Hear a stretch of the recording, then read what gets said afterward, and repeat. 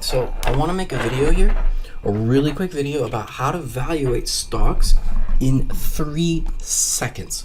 Just literally, you don't even have to do very much. Like, there's so many ways to evaluate stocks, but there's just one simple, instantaneous formula. Look, it's so easy.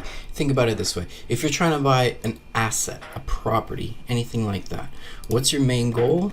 Your main goal is to get return on assets, right? Consistent returns on assets. And of course, return on equity helps. The thing is, if you get return on assets, but you do not get return on equity, that means that, well, think about it. Return on assets. What does that mean? What does the return on asset mean? It means that you have an asset, right? However much, money that asset was worth, well, that asset's going to generate a certain percentage return. Okay, that could be positive, it could be negative, it could be zero, but it's going to generate some sort of percentage returns. All right. From there, if you're in debt, then then your return on equity is going to be negative. But if you're not in debt, you're also going to get a return on equity, okay? Because remember that your assets minus your liabilities is your equity. So you want to make sure that you get a really good return on asset and have a high percentage of return on equity. And not only that, it would be nice if these numbers were actually growing. Okay, if you actually grow the percentage of return on assets and the percentage of return on equity, if you can grow these numbers, that is amazing. Okay, let me show you some examples here. So, for example, this Visa has been growing their return on assets over the past several years. So that's actually pretty sweet. Now, there's another piece of the puzzle. You have to check the balance sheet. Okay, this is really the only thing that matters. It's the balance sheet. And you look at the balance sheet,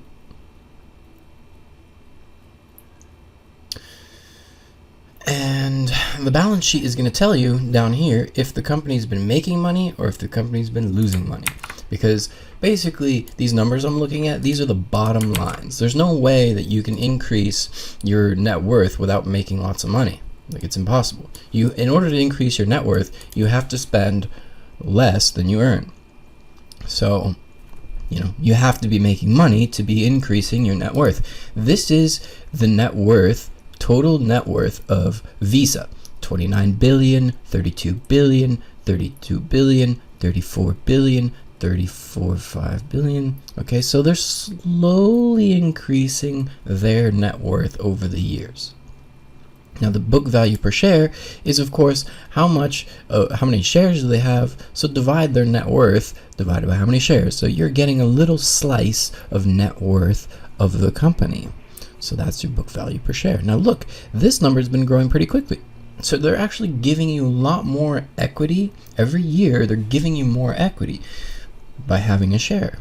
They're giving you more and more equity. So your equity is actually growing over the years. So that's really nice. Also, return on assets are increasing over time, as well as, because see, the thing is, if your net worth increases, it's very easy for your return on assets to decrease, because it's going to be harder and harder for you to, keep making the same returns. If your net worth keeps growing, your assets are probably going to grow as well. So you have to make more money. In order to increase your return on assets, you got to make even more money. You literally have to exponentially grow your profits in order to have increasing return on assets percentage over time. Okay, you have to exponentially grow, not just linearly. Linear is going to keep it straight. Linear is going to keep you straight. What other examples do we have here? Some companies who have been able to get consistent returns on assets here, for example. It's pretty straight. That's because, look, the value per share goes up, their equity goes up, but their return on assets, it's staying consistent, and it's actually coming down a little bit because now they have so many assets, it's hard for them to continue to generate a consistent percentage return. Eventually, what happens is something like with ExxonMobil, you get so big, Only here, for example, like the return on assets starts to decrease. There we go. Here we go. Because you have so much money that now it's getting harder and harder for you to make a return on assets because you have so much equity. It's getting harder and harder for you to make more and more money. So what happens is your return on assets decrease. I mean, that's okay. As long as you're still making a return on assets, that's fine. You want about a 5 to 10 to 15% return on assets every year. So at that point, the valuation comes into play. Okay, the valuation. This means how many times, what's the multiplier factor that you're buying that amount of equity for. So over here, if you look at the price per book, this is the multiplier factor. So back in the day, Visa used to sell for 2 times its equity value. Now it's selling for 15 times its equity value. All right. So this is the multiplier factor. So Visa is actually selling for 15 times what it's actually worth. Because remember, the book value per share tells you how much equity you're buying. So when you buy a share of Visa, you're actually getting $14 worth of equity in the company. So you should hope, if you want to get a return on assets of 15, 17, if you want to get this type of 10 to 15% return on assets, you're going to want one share of Visa, one full sorry, you're going to want $14 worth of equity in the company. So you're going to need you're going to want, this is complicated. So when you have that $14 of equity, you're going to get a percentage return on assets on that $14. However, it's not just going to cost you $14. It's going to cost you 15 times that much money. So we're going to calculate that. 15 times like 15. So you're actually paying like $225 for a share of Visa, but you're actually only getting a 10 to 15% return on the $14. So by having a share of Visa, you're getting a $14. Let's just multiply it by 15%. So you're getting about $2 back every year, $2 of returns from having a share of Visa. That's a return on assets, $2. Okay. I think this actually should be return on equity, but whatever. It's pretty much kind of the same thing. So your return on equity, your return on assets, same thing. So you're getting a certain percentage of return there. You're only getting like $2.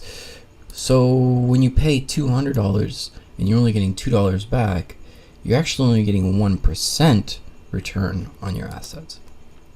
So that's your initial return. Is if it costs $225, you're actually only getting a 1% return on your thing. That's kind of how you'd want to evaluate this really quickly, because you divide your return on assets by 15. Basically, whatever the return on asset number is, divide it by the multiplier, and you're going to get your percentage return. So it's better if you can buy companies at face value, 1-to-1. That way you actually get the return on assets. You're getting a 1-to-1 ratio. If this was selling at 1 times its value, if it was selling for $14, $15, then you would be getting 15% return on your assets. You'd be getting your $2, you put in your $15, you're going to get $2 back. It's nice. But it's not selling for $15, it's selling for $225. That makes it not such a nice, pleasing deal anymore. However, keep in mind that the valuation multiplier can increase. And every 1 tick of the valuation multiplier actually gives you back a doubling of your money. So you want to keep that in mind. If the valuation is actually ticking upwards, it's possible that you might be able to get an even, a multiplier factor of your money. You might double, triple, or quadruple your money depending on what the multiplier factor is. And in fact, the higher the price of the stock, that means, you're just making so much more money. But anyway, this is kind of how you want to do it. So really quickly, to evaluate stocks in 3 seconds, because obviously you have to understand it in order to evaluate in 3 seconds. You can't just do it without understanding. Let's go to the next one. Let's look at Tesla, for example. So first, we look at the key ratios. And the first number to look at is the return on assets. So we see that Tesla's been making basically no returns on assets. So is this an asset that you want, guys? Do you want an asset to give you no returns? You want to be losing money on your stock? I mean, losing money on your asset? Probably not. So this would be the first one to that's a no. Now, let's take a look at J&J. This is the first metric. You look at the return on assets. It's simple. Return on assets. Look at that, consistently about 10% return on assets. It was one bad year, and they only got 1%. Okay, so we're going to put this return on assets over here in our little valuation metrics. We're going to put it right down there. We're going to give it a little cute little chart. There you go. So there's our return on this asset. All right, now we're going to go back here. We're going to go ahead and check the book value per share. Why? Because we want to make sure that our equity in the company is growing over time. All right, we want to graph this out over here in a little chart. Now, we want our equity in the company to grow. And that is what this tells us. It tells us how much equity are we getting in the company, and is it growing over time? And the answer is it's not really growing over time. It's actually staying pretty consistent, so that's not good. No good. We want to be getting more equity in the company over time. We want our share to be increasing in value, but it's not. Look, the equity of the company is decreasing. The net worth of the company is decreasing. That means they're losing money every year. They're losing money. They can't pay off their debts. So they're losing money. Their equity's going down. Their equity's going down. The return on assets is staying the same. And hey, guess what? If your equity goes down, your return on assets could stay the same or go up pretty quickly, pretty easily. So you want to make sure that these numbers stay consistent. Then the final valuation is very simple. We already see that this is not such a very good company. It's not growing or anything. And so if we look at the valuation here, we see that they're currently selling this property. It's 6 times the actual value of the property. So consider this like real estate. You're buying a property. This property, it manages to generate 10% return on assets every year. However, they're losing equity over time. They're actually losing money. Even though they're returning such a high return, they're actually losing money. And yet, the world is valuating this at 6 times the value of this company. So, I mean, I don't know, man. That's kind of weird. So, let's continue our journey. Let's go to the next one. We're looking at J&J. We're going to go ahead and take a look at Walmart. 3 seconds. Here we go. Return on assets. Good. Okay. Then, book value per share is growing a little bit. Okay. Look at the financials, the balance sheet. None of the other stuff matters. Look at that. Oh, we're losing equity in the company. Sorry, not a good bet. Let me go over here. If you look at the valuation of the company, the valuation is constantly increasing. So they're losing money, but they're constantly increasing in share price. So it's weird. Now, next one, key ratios. Look at the return on assets. This asset returns 25% per year. Look at the return on equity. The return on equity is also growing, constantly growing. Holy smokes. Then the book value. And the book value seems to be doing okay. It's not really the best, but it's okay. The balance sheet. They're actually kind of not doing that well here. Okay. So that just about tells you everything. I mean, these guys are losing money. You know, they're not increasing their equity. They were unable to increase their equity. I'm not sure why they were unable to increase their equity. Well, we could take a look at the income statement here. Take a look at the cash flow.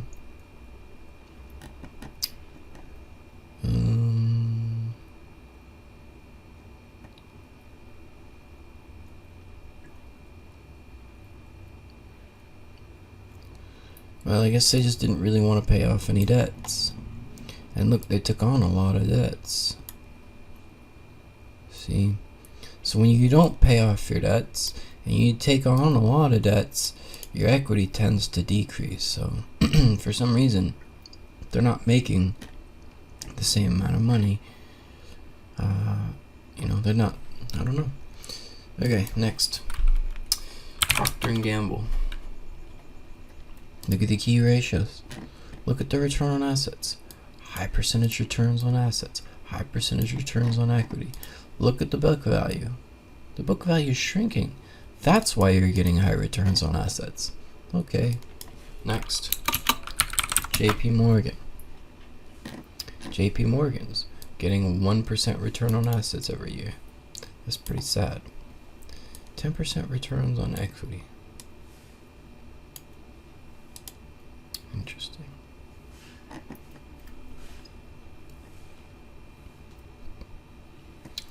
So then you look over here at the book value. Book value is growing. You're getting good growth in this company, 1% a year.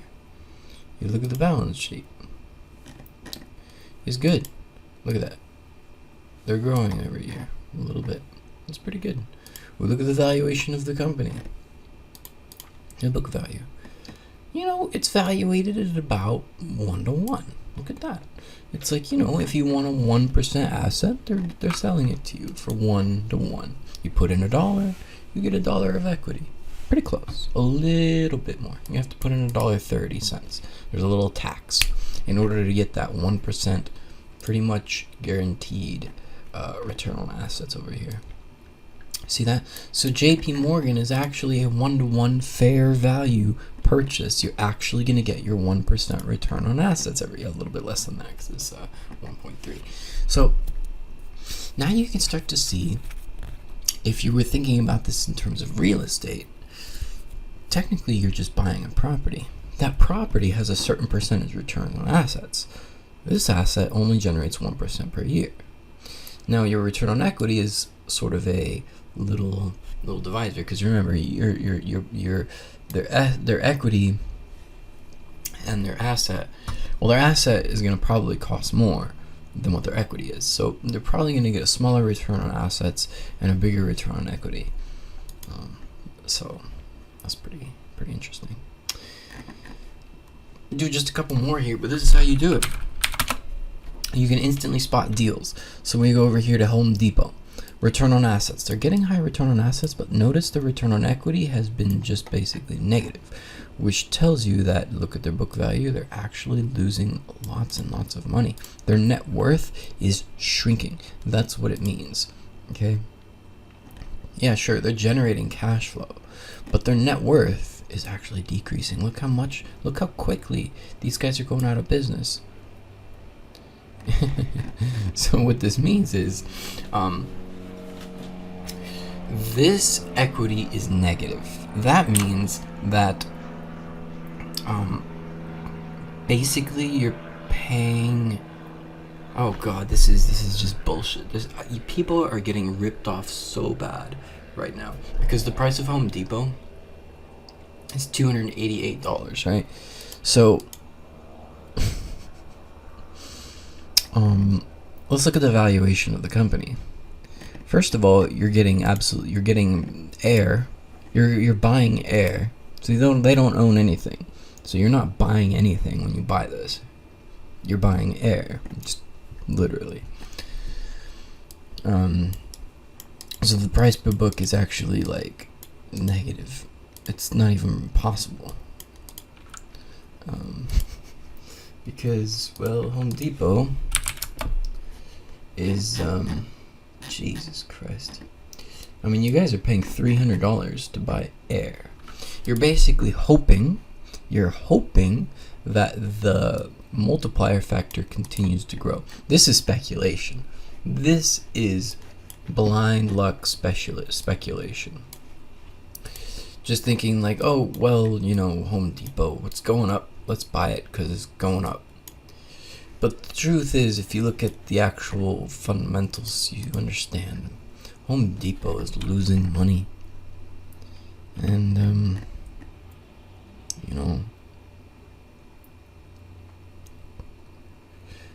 You don't really know why. Let's look at the financials. Look at the cash flow. My guess is they took a lot of debt out, and look, they can't pay off their debts. See? They take on billions of dollars worth of debt, and they just can't pay off their debts. They can't pay off their debts. And you see how we can instantly, without even having to peek through all of the fundamentals, we don't have to look at why. We don't have to look at why, because this is the bottom line. This is it. Is the company growing in net worth? And the answer is no. The company is losing net worth. Okay, why? Well, the answer is because they're taking on lots of debt and they're not paying it back. So they're losing equity. They're losing money. They're taking on debts and they're not paying it off. So when you buy this, you're literally buying air. You're spending $300 on air. Let's go ahead and move to NVIDIA. NVIDIA, return on assets, incredible return on assets, incredible return on equity. We look at the book value. It's been growing dramatically over the years. That's great. Well, this looks like a beautiful company to buy. This is perfect. This is absolutely, look at that. The stockholder equity is going up insane amounts. And we look at the valuation. These guys are just growing their net worth like crazy. Well, I mean, obviously it's going to be selling for 22 times what it's actually worth. See, there's the multiplier factor coming into play. It's worth 23 times how much it's actually worth. So when you go and you say, okay, well, I want to get that return on equity, well, the real truth is, if you're getting this 15 to 20% return on equity, or whatever, assets or equity, same thing. You pick one of those two numbers, I suppose. I'm not exactly sure which one is the best one to go with, but I would probably just go with the assets anyway. So when you take your return on assets, you say, well, it's giving me about 15% return on assets every year, 15 to 20%, let's just say 20 to make it simple. So you say 20% return on assets every year, but it costs you 20 times 20 times as much as what it should cost. You're actually only getting 1% return. So, it's not that good. It's okay. You want to try to get 5 to 10% return on your equity, on your assets. So here we go, 5 to 10% return. Look at that. Look at that equity growing there. Let's take a look here at the book value. The book value's been growing tremendously. We're going to look at the financial statements. We look at the balance sheet. Their net worth has been growing tremendously over the years. See, that's it. That's it. This is it. There is no other important information to look at. If you look at their net worth, look, the net worth of the company is growing like this. Then we take a look, and this is really cool. You're going to see something really cool. UNH. Okay, so the net worth of the company has been growing. But look, the price per book is currently selling for slightly less than usual. I already did this somewhere over here. Just pop up here. There it is. I've already done it right here. So the net worth of the company, 34 billion, 38 billion, 47 billion, 41, 51 billion, 57 billion. This is the net worth of the company. Divide that by the number of shares. So each share is worth 25, 30, 35, 40, 55, 67, $65. Every share is worth $65. Okay, so you divide their 57 billion, you divide that by the number of shares, and you get $67. So each share is worth $67 of equity in this company. You look at the return on assets. Look, they're actually increasing in their return on assets every year, even though they're growing their assets every year. So that is called exponential growth in business right there. That's really nice. Now, if we take a look at the valuation of the company, notice how it's been rounding off a little bit. It's not doing the exponential valuation growth right now. It's a little bit lowish almost. If you could say we had a little pullback in price. But here's the thing, did we actually have a pullback in the price? I don't see a pullback in the price. Do you see a pullback in the price? No, actually the price is breaking new highs. So here's the question. If the price is breaking new highs right now, but the valuation of the company is lower than what it previously was, what does that tell you?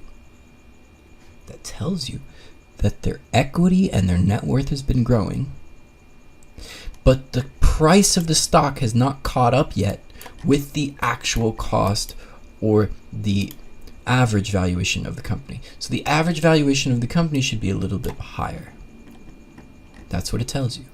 Right now, we're sort of in a, oh, well, it's catching up to the valuation. It should be about here. It should be about, 5 times the value, right? But right now, it's only 4 times the value. So this price should actually be like almost 400 or 500.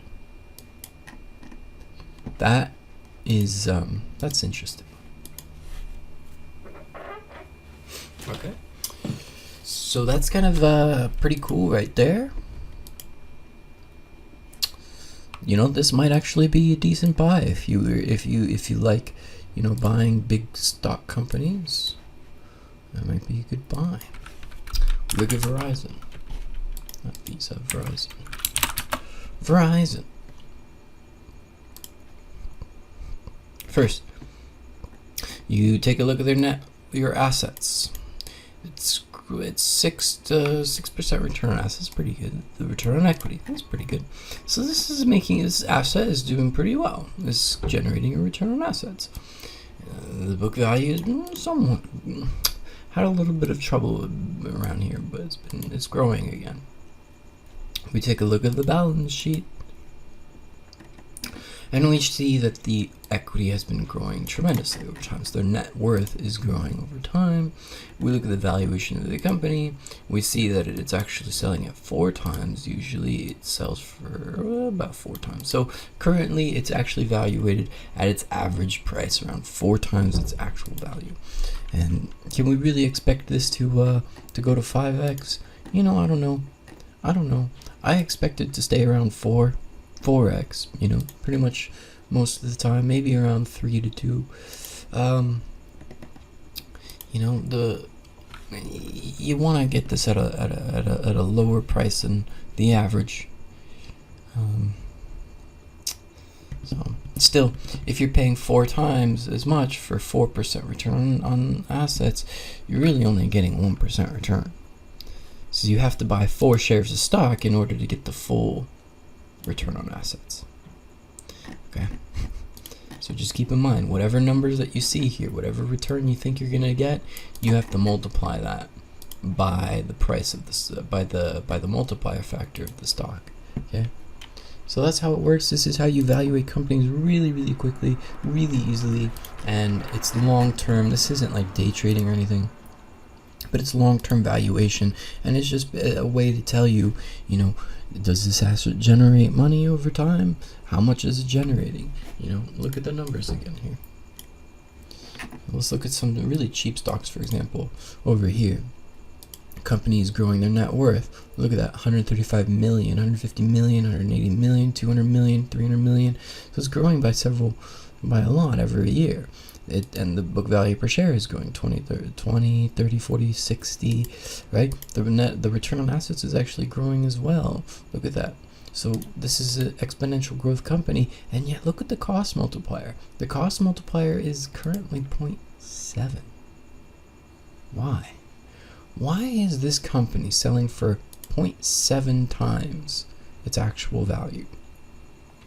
The multiplier. This is 70% of its actual value. It's not selling for 1-to-1. It's selling for 0.7. But look at the return on assets. Look at the book value. Look at what you're buying here. Let's take a look. CTO. So you look at it, and you're thinking, what's wrong with it? Well, there's nothing really wrong with it. I mean, it's doing fine. And then you look here, and notice that the stock price tends to follow the net worth of the company. See? It tends to follow the net worth. It tends to follow the net worth by a multiplier factor. by a multiplier factor of 1, 2, 3. So sometimes it's at the 2, sometimes it's at the 3, sometimes it's at the 1. And sometimes it's actually below. So now is a good time to be picking up the CTO, because you know that it's selling for 0.7%, it's actually 70% of its actual value. And it's generating 10 to 15% return on assets every year. Why would you not buy this? What do they do? CTO, Realty Growth. You'll see, these guys are actually a really good company. And for some reason, right now, they're selling for pretty low. If you click the portfolio of assets, you'll know who these guys are. Tanger Outlets, right? 30 properties. They have 30 income properties. They have 30 properties. Look at that. They've got Wells Fargo. They've got Lowe's. They've got Albertsons. They've got 24-Hour Fitness, Rite Aid, Party City. This is what you're buying. This is the properties they own. So you're actually buying, wow, you're actually buying all these properties for 0.7. I mean, that's good. And they're making a high percentage return on their assets. Like, they're making good percentage returns here. It's not like they're making bad percentages, you know? And look. Oh, this is the wrong freaking company. Okay, here we go. So they're making high percent returns on their assets. Look at that, 15, 18, 7, 9. Yeah. They're making good returns. They're making good returns on equity. Yep. You look at their sales. I mean, they're growing in sales. Yeah, okay, they're not one of those massive billion-dollar companies, but they're making lots of millions. They're making millions of dollars. Are you making millions of dollars? I don't know, man. I ain't making millions of dollars. Okay, so I want a company that's making millions of dollars. But really, it's just percentages. Okay, that's it. Though this year they actually paid out a lot of dividends compared to what they usually would. That's probably not too good. But they're fine. I mean, they grew their equity in the company. Look, they grew their equity in the company. That's it. Are you getting bigger equity this year than last year? Or are you getting the same percentage returns? Yep. And the answer is, this is a really good company. Look at that. A really good company. It's a really good company that's currently selling at 0.7, where it would usually sell for maybe 1.5 or 2 times its value. But right now it's selling at almost half its value. Why? Anyways, that's going to be the end of this video. I think you understand now, what we're talking about here. We're buying all these properties right here at 0.7. This is almost half price right now. It's at 70% right now. There's a 30% discount on Staples and Walgreens and Rite Aid and Party City and 24-Hour Fitness and Lowe's and Burlington and Wells Fargo. What? Okay, let's income properties. Here we go. Assets overview. Wow, man, billboards. We got billboards. We got income portfolios. Holy smokes, dude! This company is so bomb. It's so boss. Holy crap, dude! I want it so bad. How much does it cost? How much does it cost to buy CTO Realty Growth? How much does it cost? It's only $45. Jesus Christ. So that's what I'm saying, man. Like, it's a good deal right now. It's $45. It's such a good deal. I want to buy one more. It's that good of a deal. I want to buy one more. That's how good of a deal this is, even though I already have one. Holy shit, I got an $11 tip. That's pretty freaking awesome. That's going to help buy. That's going to help pay for this stock here. I'm going to go buy a stock here. Buying another CTO. That is such a good freaking company. Holy crap. Holy crap. Yep. Give me another share. There you go. Give me another share of that company, making 5 to 10% return on assets every year. Every year. And guess what? I'm actually getting more than that because look, I only paid 70%, which means I'm actually getting a lot more. So if I put in $100, I'm getting a little bit more returns on my assets here because you see they're giving you a little discount.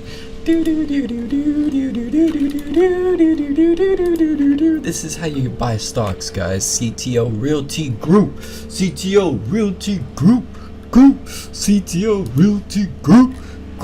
CTO Realty Group. Look at that stock price, man. Look at where it is, man. Look at the low. Man, this thing is gonna go ballistic. It's gonna go to $100 soon. I'm gonna double my money. It's freaking awesome, man. This stock is How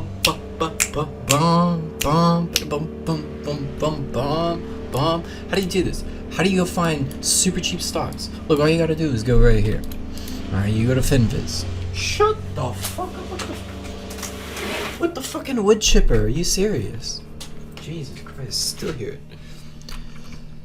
Okay, how do you do this? How do you go find high return on assets? High return on assets that are selling for really, really cheap. High return on assets that are selling for really, really cheap. High return on assets selling for really, really cheap. That's the secret to the market. Shut the fuck up, return. Secret to the market. High return on assets. How am I doing? Look. You just go to FinViz. You say country, USA. Because look, the problem is if you invest in a country out, like another country, we have foreign exchange. So like their dollar and your dollar are different. So, the value of the company may go up or down based on the US dollar to their currency. So just stick whatever your country is. I'd suggest to stick inside your own country because that way your currency pair is going to be correct. Otherwise, you're going to get some very strange things happening sometimes. So, CTO, that is the second one on the list here. Bam. High return on assets. We're going to rank it by the return on assets. You'll notice that if there's a really high look, if you go to overview, okay, I'm going to show you what's going on here. It's crazy. You gotta just put this on any. Come on, this thing is so friggin' slow. So if we were to sort this at market cap, and you're thinking, okay, let's take a look at the Titans. Look at how much they're selling for. This is the price per book. This is the multiplier factor. 30 times its price, 15 times its price, 5 times the price, 7 times the price, 13, 40 times the price, 50 times the price, 20 times the price. Oh, JP Morgan selling for that's selling for a fair price. That's selling for a fair price. 3 to 4 times the value. Okay, so what if we do this? What if we flip this around and we're trying to get a really good deal? Something that's selling for basically free. Because, this is 2 cents on the dollar. 2 cents on the dollar. That's right, 2 cents on the dollar. Every share is worth 2 cents basically. Well, it's worth 25 cents. So. But whatever.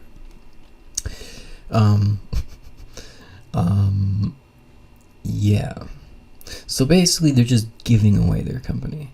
Well, if we look at the financials here, notice return on assets sucks, return on assets sucks.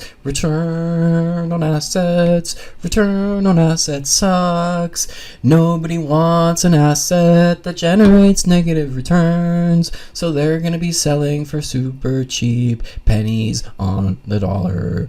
Then you get a shitty little asset, shitty little asset that nobody fucking wants because it generates negative returns. But what about this thing? IPLDP, that's generating a positive return. Well, look, all you gotta do is go to PB and you click low. So now you're only seeing assets selling underneath their current real value. And then you just go over here and you just say, well, give me the best ones, the ones that are giving me the best return on assets, the best return on assets, the best return on assets, the best return on assets. The best return on assets, the best return on assets. Let's just go to anyone, you'll see. How about JRSH? The best return on assets. Let's look at JRSH. The best return on assets. Look at the percentage returns. We got like 10% returns on assets every year. And look, it's actually kind of going down, but that's okay because it's still 10% returns. And then you just look at the book value per share and you see that you're kind of getting more. So you look at the sales, you see that it's growing, and you know that you're getting more. You look at the financial statements, you look at the balance sheet, and then you ask yourself, are they generating more and more net worth? Yes, they are. So then you know that you're getting a good deal because this company is making money like crazy. Look, it's 1-to-1. It's 1-to-1. You can buy this asset for 1-to-1. That means that it's at fair price. It's selling at fair price because look, the return on assets is 10% a year. The return on equity is 10% a year. And if JRSH is selling for 1-to-1, then you know that the value of the stock is actually $5. It's probably a little less than that, maybe like $4.75. So now we look at the stock price of JRSH as 4.66 cents. 4.66, and look, the value of the company for some reason is going down, but it's actually a pretty decent company. Look, they're generating lots of cash. They're generating lots of cash and a high return on assets, high margins, and high return on equity, margins and growth. That's what we're here for. So, you buy this company right now, they're giving you about 10% return on your money and your asset, and it's valuated at 1-to-1. Look, think of the market as a market. You're going there to buy some assets. You want some assets that generate returns, right? But you also probably want them at a decent deal, right? You don't want to buy something 5, 10, 20, 30, 40 times its worth, because then you're not really getting the same returns. But what you're hoping for in that case is that, more and more people are going to buy it so that the multiplier factor grows. That's kind of what you're speculating on. But this is a little bit of a different deal. This is like, it's just basic mathematics. I mean, this asset's generating 10 to 15% returns a year, and you're paying book value for it. You're paying 1-to-1, so I mean that's pretty fair.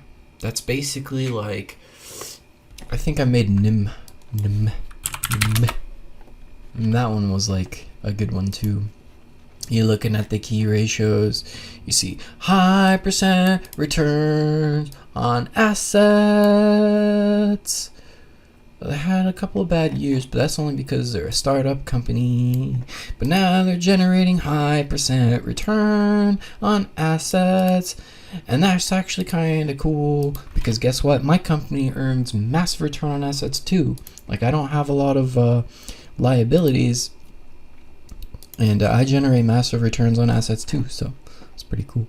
Anyway, then you can see the book value per share has been growing, so you're actually getting a lot more equity. If you're a shareholder, you're growing your equity just totally for free. And then over here, you look at the net worth of the company, and you can see that they're growing their net worth. Their net worth is the most important number. The net worth and the return on equity.